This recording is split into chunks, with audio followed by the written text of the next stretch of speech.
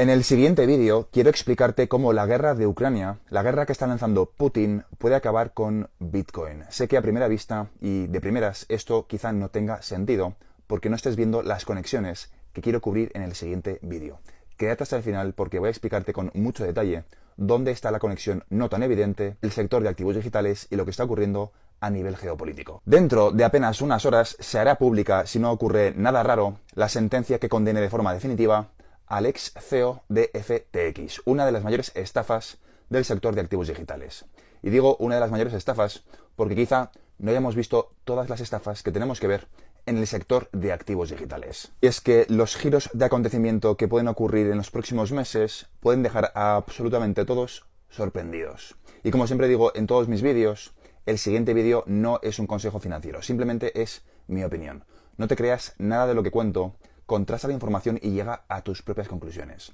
Dicho esto, quiero explicarte por qué nos podemos llevar más sorpresas en este sector y sobre todo el rol que ha jugado este personaje, el ex CEO de FTX, en todo lo que está ocurriendo a nivel geopolítico hoy en día. En este canal mezclo muchísimas veces distintos conceptos que aparentemente no están muy relacionados si no entiendes qué está ocurriendo. Hablo de geopolítica, hablo de finanzas, hablo de activos digitales y explico las conexiones que no son tan evidentes de todas estas temáticas que tienen una estrecha relación entre sí. Antes de explicarte qué va a ocurrir con el ex CEO de FTX, que cuando publique este vídeo quizá ya se sepa la sentencia, quiero explicarte algo que a primera vista no tiene mucha relación con esto, con el CEO de FTX, que es la guerra de Ucrania y la guerra que está lanzando Putin. Los medios de comunicación están dejando bastante claro que estamos en las etapas previas a una guerra probablemente entre Rusia y la OTAN. Y de hecho, incluso los portavoces de Rusia están explicando que en las próximas horas y días es probable que Rusia se vea forzada a disparar y a derribar F-16 en territorio de Ucrania.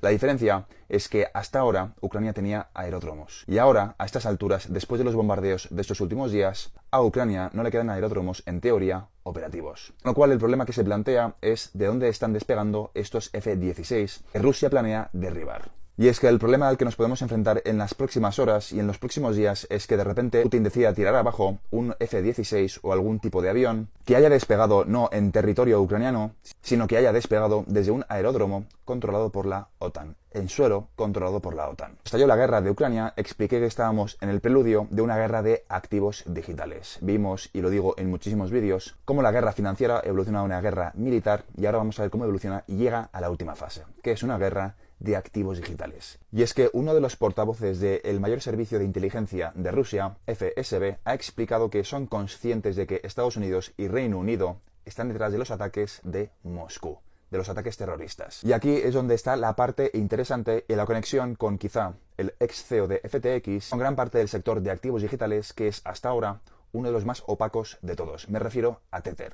Y es que los servicios de inteligencia de Rusia vuelven a explicar de nuevo que probablemente el ataque que se ha realizado hace unos días en Moscú fue financiado con, efectivamente, criptomonedas. Y si llevas mucho tiempo en ese sector, no es una noticia nueva para ti, pero hace 2 días TRM Labs sacó un estudio donde explicaban que la moneda estable más utilizada para actividades ilícitas, efectivamente, era Tether. Y la actividad principal era, de nuevo, efectivamente, la financiación del terrorismo. En total, en el año 2023 movieron casi un total de 20.000 millones de dólares. ¿Y esto exactamente qué tiene que ver con Bitcoin? Pues absolutamente todo, porque para el que no lo sepa, Tether es una de las monedas más líquidas del sector de activos digitales. Esto por ahora, mientras no hay mucha claridad regulatoria en todo el planeta. En algunas regiones hay más que otra, pero se entiende un poco la idea que pretendo transmitir. El sector de activos digitales sigue siendo, a día de hoy, el salvaje oeste. Es un secreto a voces, esto no es nada nuevo, que Tether es utilizada de forma directa para el blanqueo de capitales y actividades ilícitas como la financiación del terrorismo. Pero ¿qué va a ocurrir cuando, sobre todo Rusia y quizá los BRICS e incluso Estados Unidos o la Unión Europea, se tomen en serio cerrar este tipo de mecanismos de financiación ilegal? Veríamos un depeg de Tether y cómo afectaría esto al precio de Bitcoin. Sabemos que el precio de Bitcoin depende de forma directa del minteado de Tether.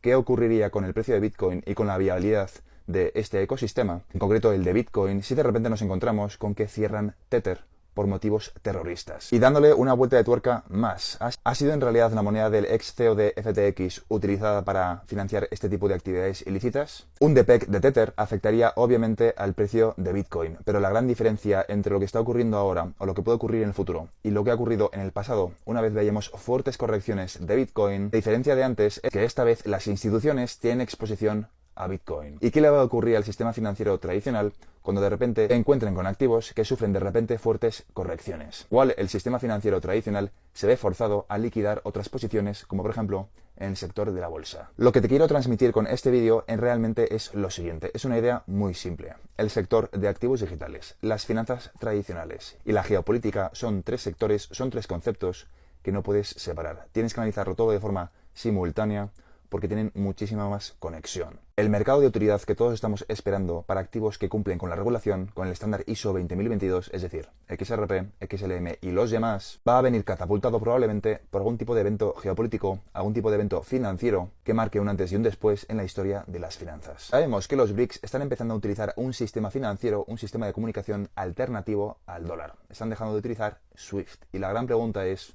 ¿qué van a hacer los países del G7 para contrarrestar esta situación? Quizá el G7 tenga un as en la manga que se llama ISO 20022, que se llama reforzar SWIFT y hacer que el sector de activos digitales sea un complemento a la banca tradicional, en vez de intentar derrocarlo, como te están vendiendo muchísimos creadores de contenido que no paran de hablar de cómo Bitcoin va a acabar con los estados y con los bancos centrales. Esta tecnología, lo digo en muchísimos vídeos y no me cansaré de repetirlo, no ha venido para acabar ni con el euro ni con el dólar. Blockchain o las tecnologías de contabilidad distribuida no van a derrocar a los estados, sino más bien todo lo contrario, van a reforzar su rol. La oportunidad está en detectar qué es lo que quiere el sistema financiero. Estas tecnologías tienen que solucionar un problema y ahora mismo todo el sistema financiero tradicional está atravesando una crisis de liquidez que se puede acentuar una guerra entre Putin y la OTAN. La gran ironía del sector de activos digitales, sobre todo los que están a favor de Bitcoin, consiste precisamente en que la oportunidad más grande, más importante, está en los activos digitales, que no van a derrocar a los bancos centrales, sino que van a reforzar su rol.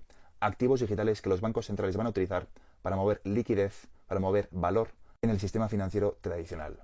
Una mezcla de ambos conceptos, las finanzas centralizadas tradicionales y las finanzas descentralizadas basadas en tecnologías de contabilidad distribuida. Y repito, esto no es hate para Bitcoin, no le deseo ningún mal. No deseo que los que están expuestos a Bitcoin pierdan su dinero. Pero es muy importante que dejemos de explicar al público que Bitcoin va a acabar con los bancos centrales, porque esta tecnología no ha nacido para acabar con ellos. Ha nacido para reforzar su rol con las CBDCs, monedas digitales de los bancos centrales. Y repito, esto no significa que yo esté de acuerdo o que lo apoye. Es simplemente una descripción de lo que creo que va a ocurrir. Este ecosistema va a cambiar muchísimo en los próximos meses. Cuando entren a regular este sector por motivos mucho más duros de lo que hemos visto hasta ahora, quizá activos como Tether y Bitcoin no continúen existiendo en el formato actual. Y soy muy consciente de que esta opinión es una opinión extremadamente impopular en el sector de activos digitales. Pero hay que intentar entender y sobre todo aceptar que basar tu tesis de inversión en derrocar a los bancos centrales quizá no tenga mucho recorrido.